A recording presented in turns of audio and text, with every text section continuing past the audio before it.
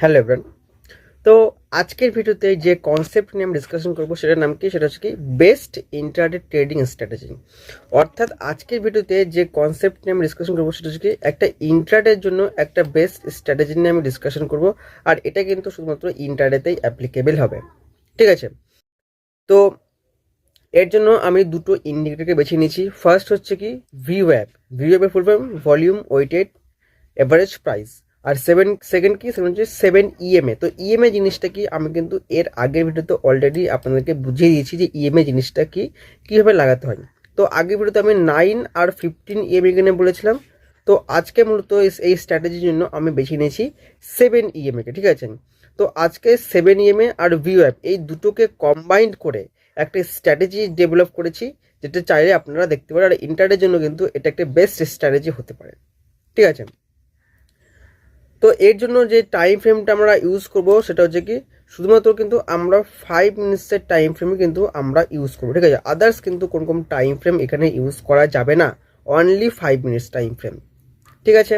মানে যেহেতু ওটা ইন্টারনেটে করছে সেজন্য কিন্তু অনলি 5 মিনিটসের টাইম ফ্রেমই আমরা প্রেফারেন্স দেবো। আদার্স কোনো টাইম ফ্রেম কিন্তু আমরা প্রেফারেন্স দেবো না। এবার চলুন দেখা যাক যে এর কী কী রুলস আছে। দেখুন, প্রথমত কি রুলস, রুল নাম্বার 1, যে যখনই আমরা এই স্ট্র্যাটেজিকে অ্যাপ্লাই করব, ঠিক আছে? যখনই এসে আমরা অ্যাপ্লাই করব তখন কি করতে হবে?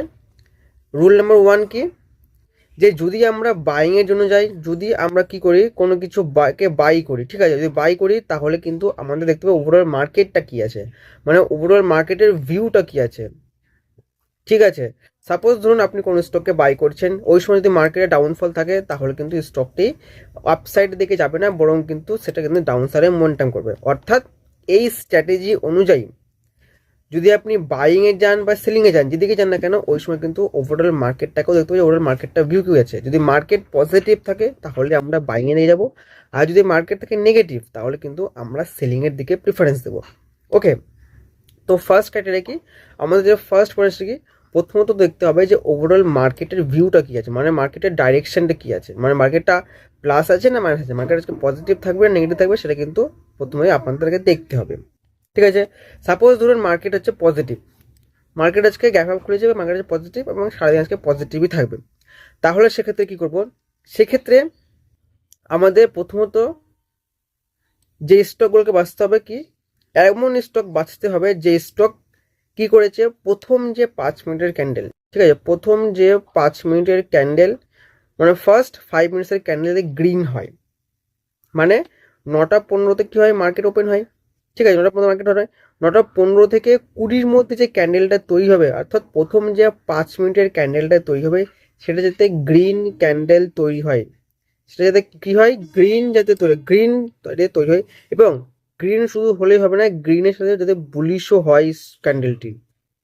ওকে, এবার বুলিশ ক্যান্ডেল কাকে বলে এর উপরে কিন্তু আমি অলরেডি অনেক ভিডিও বানিয়েছি আপনাদের জন্য। যদি আপনারা ভিডিও দেখে না থাকেন তাহলে অবশ্যই গিয়ে দেখুন। কারণ দেখুন, আমি আগেই বলেছিলাম যে সব কিছু কিন্তু ক্যান্ডেলস্টিকের খেল। ক্যান্ডেলস্টিক যদি আপনারা কোনো শিখতে না পারেন তাহলে কিন্তু পরবর্তীতে কিন্তু আপনাদের অনেক অসুবিধা হবে। যদি আপনি ক্যান্ডেলস্টিক সম্বন্ধে না জেনে থাকেন তাহলে গিয়ে অবশ্যই ভিডিওটা দেখুন। তো প্রথমে কি থাকবে, প্রথমে থাকবে মার্কেটের ডাইরেকশনটা কি, মানে মার্কেট পজিটিভটা নেগেটিভ। যদি মার্কেট পজিটিভ থাকে তাহলে আমরা বাইং এ যাবো। তো প্রথমত আমাদের সেই স্টককে বাঁচতে হবে যে স্টকগুলো কি করেছে প্রথম যেটা 5 মিনিট, প্রথম 5 মিনিটে ক্যান্ডেলটা গ্রিন হয়, এখানে গ্রিন হয়েছে, ইয়েস গ্রিন হয়েছে, এবং সেটাতে বুলিশ ক্যান্ডেল হয়, এটা বুলিশ ক্যান্ডেল হয়েছে, ইয়েস এটা কিন্তু বুলিশ ক্যান্ডেল। তাহলে কি আমাদের ফার্স্ট যেটা ক্রাইটেরিয়া সেটা পূর্ণ হয়ে গেল। সেকেন্ড ক্রাইটেরিয়া কি, সেকেন্ড ক্রাইটেরিয়া হচ্ছে আমাদের যে ভিউ অ্যাপ। কারণ যদি এখানে দেখেন, এখানে কিন্তু দুটো দাগ দেখতে পাচ্ছেন, একটা রেড কালারের দাগ আছে, একটা নীল কালারের দাগ আছে। ওকে, রেডটা হচ্ছে আমাদের কি, রেডটা হচ্ছে আমাদের ভিউ অ্যাপ, রেডটা কি, রেডটা হচ্ছে আমাদের ভিউ অ্যাপ। আর যেটা ব্লু কালারের দাগ আছে এটা হচ্ছে কি আমাদের ইএমএ 7 EMA। দেখুন ইএমএ কিভাবে লাগাতে হয় বা ইএমএ জিনিসটা কি, এটা কিন্তু আমি অলরেডি এর আগের ভিডিওতে আপনাদের বলেছি। যদি ভিডিও দেখে না থাকেন তাহলে অবশ্যই গিয়ে দেখুন। ওকে, তো এই লাল দাগটা হচ্ছে ভিউ অ্যাপ, আর এই সবুজ নীল দাগটা হচ্ছে আমাদের 7 EMA। তো সেকেন্ড পয়েন্ট কি, সেকেন্ড পয়েন্ট হচ্ছে এই যে ভিউ অ্যাপটা, এই ভিউ অ্যাপটা যাতে প্রথম যে 5 মিনিটের ক্যান্ডেল তৈরি হবে, এই গ্রিন ক্যান্ডেলটা, সেই গ্রিন ক্যান্ডেল যাতে ক্রস করে। ক্রস বলতে সাপোজ ধরুন একটা এইভাবে ক্যান্ডেল তৈরি হলো প্রথম 5 মিনিটের, ভিউ অ্যাপ যাতে এইভাবে ক্রস করে ক্যান্ডেলটাকে, ঠিক আছে? মানে বডিটা যাতে এরকম করে ক্রস করে। যদি দেখেন এখানে ক্রস করেছে, ইয়েস, এখানে কিন্তু দেখেন এখানে কিন্তু ভিওএফটা একদম বডি শুদ্ধে ক্রস করেছে। অর্থাৎ সেকেন্ড পয়েন্ট কি থাকবে, এই ভিওএফ যাতে ক্যান্ডেলটার এরকমভাবে ক্রস করে। থার্ড কি, থার্ড এই যে 7 ইএমএটা আছে, মানে নীল দাগটা আছে, এই 7 ইএমএতে ভিওএফের নিচে থাকে সবসময়। ঠিক আছে, মানে প্রথম 5 মিনিটে যখন আমরা অ্যানালাইসিস করব সেই মুহূর্তে যাতে এই 7 ইএমএটা বা এই নীল দাগটা যাতে এই ভিওএফের নিচে থাকে। ওকে, তাহলে কি হবে, আমাদের যে ট্রেডিং সেট আপ সেটা কিন্তু ফুল অ্যাক্টিভ হয়ে যাবে। তাহলে যখন এখানে কি এখানে আছে, ইয়েস, এখানে কিন্তু 3টে পয়েন্টই আমাদের অ্যাক্টিভ আছে। ফার্স্ট পয়েন্ট কি ছিল আমাদের, ফার্স্ট পয়েন্ট ছিল প্রথম 5 মিনিটের ক্যান্ডেল গ্রিন হতে হবে, গ্রিন হতে হবে প্লাস বুলিশ হতে হবে, প্লাস বুলিশ হতে হবে। প্রথম 5 মিনিট গ্রিন প্লাস বুলিশ এখানে হয়েছে, ইয়েস হয়েছে। সেকেন্ড কি ছিল, সেকেন্ড হচ্ছে এইভাবে যাতে ভিওএফটা যাতে প্রথম 5 মিনিটের ক্যান্ডেলকে যাতে এইভাবে ক্রস করে, এখানে ক্রস করেছে, ইয়েস ক্রস করেছে।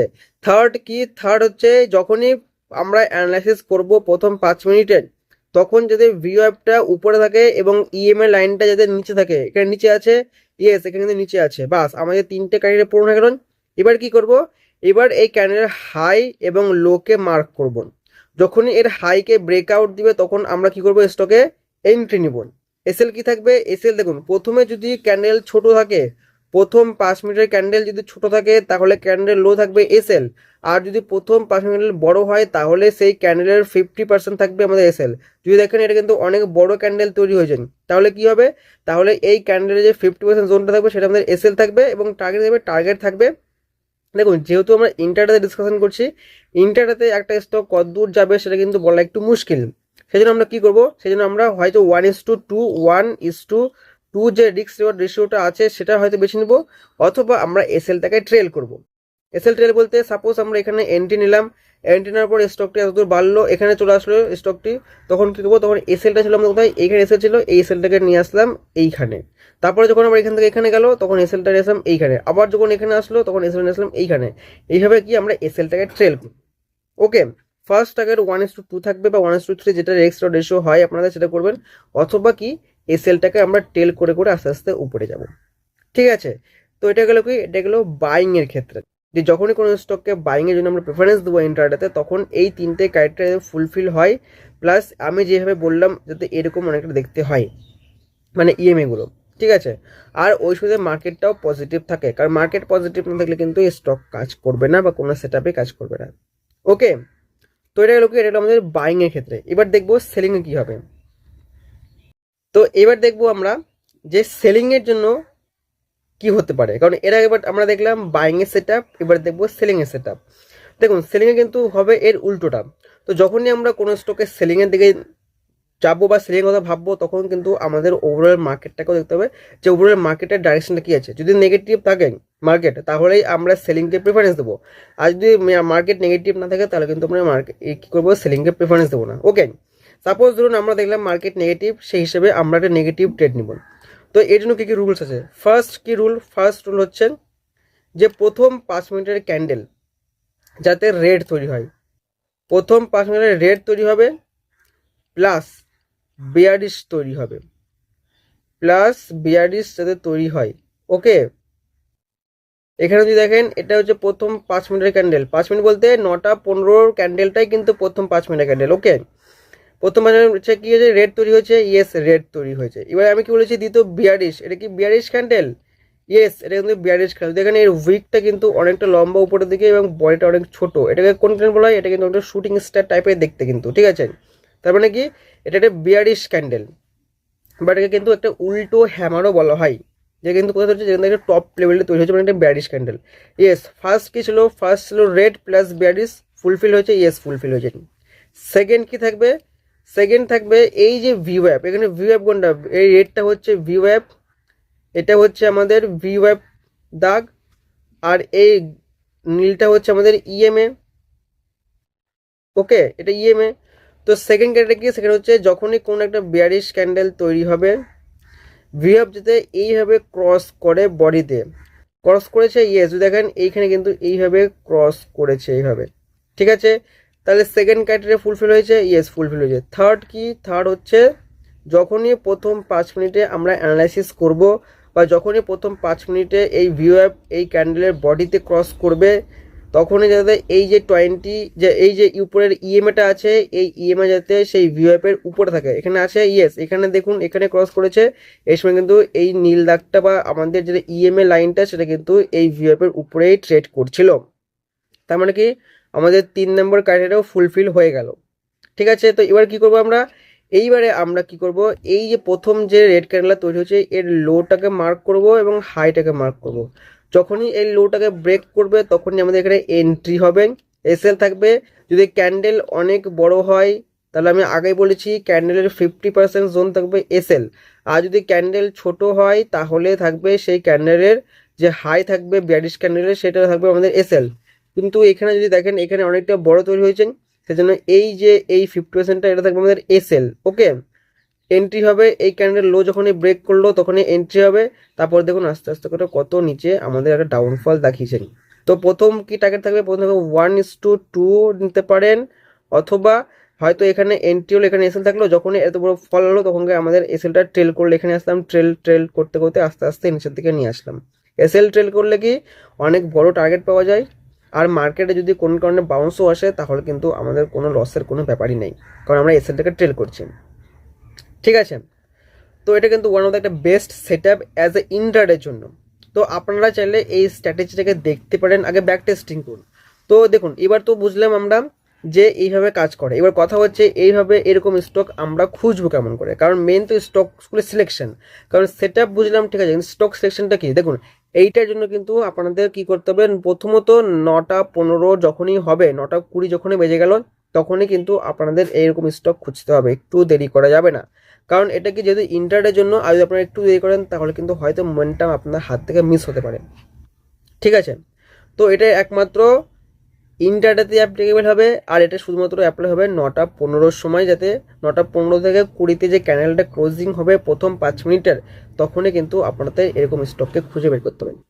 এবার কথা হচ্ছে, তো এটাই হচ্ছে কিন্তু একটা ইন্টারের জন্য একটা বেস্ট স্ট্র্যাটেজি। আপনারা চাইলে এই স্ট্র্যাটেজিটাকে ব্যাক টেস্টিং করে দেখতে পারেন যে কেমন ওয়ার্ক করছে। ওকে, তো আমি কিন্তু আপনাদের এক্সাম্পল দেখিয়ে বললাম খুব কিন্তু ভালো ওয়ার্ক করছে, কিন্তু এই সময় কিন্তু আমাদের মার্কেটটাকেও দেখতে হবে, বাইংয়ের জন্য পজিটিভ মার্কেট, সেলিংয়ের জন্য নেগেটিভ মার্কেট। ওকে, মার্কেট যদি ঠিক না থাকে তাহলে কিন্তু কোনো সেট আপে ঠিকঠাক করে কাজ করবে না। ঠিক আছে, তো এবার তো আমরা বুঝলাম যে স্ট্র্যাটেজিটা কীভাবে ওয়ার্ক করে, কীভাবে আমরা অ্যাপ্লাই করব। এবার কথা হচ্ছে আমরা স্টককে কীভাবে ফাইন্ড আউট করব।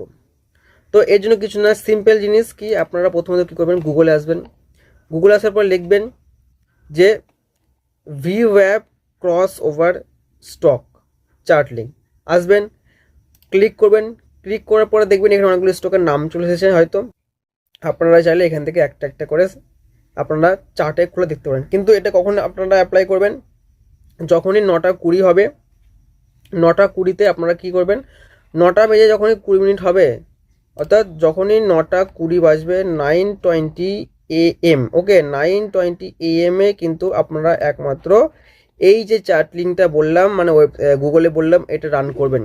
9:20 আগেও করবেন না, 9:20 পরেও করবেন না। আর বেশি দেরি করলে কিন্তু এই সেটআপটা অ্যাক্টিভই হবে না, কারণ একমাত্র 9:20-তেই আপনাকে খুঁজে বের করতে হবে, আর খুবই কিন্তু ফার্স্টে কাজ করতে, তাড়াতাড়ি কাজ করতে হবে, কারণ ইন্টারনেটে কি হয়, মোমেন্টাম অনেক সময় তাড়াতাড়ি দিয়ে দেয়, সেজন্য কিন্তু আপনাদের একটু তাড়াতাড়ি স্পিডে কাজ করতে হবে। ওকে, তো এটাই হচ্ছে কিন্তু একটা ইন্টারের জন্য বেস্ট স্ট্র্যাটেজি। আপনারা চাইলে দেখতে পারেন, আগে ব্যাক টেস্টিং করে দেখুন যে কেমন ওয়ার্ক করছে, আর ব্যাক টেস্টিং করে দেখার পর আপনাকে বলুন যে এই স্ট্র্যাটেজিটা কেমন লেগেছে, আপনাদের ভালো হয়েছে না খারাপ লেগেছে। তো এটা হচ্ছে আজকের ভিডিও। যদি ভিডিও ভালো লাগে লাইক করবেন, আর আপনাদের বন্ধুদের সঙ্গে শেয়ার করবেন। দেখা হচ্ছে আমার সঙ্গে পরের ভিডিওতে।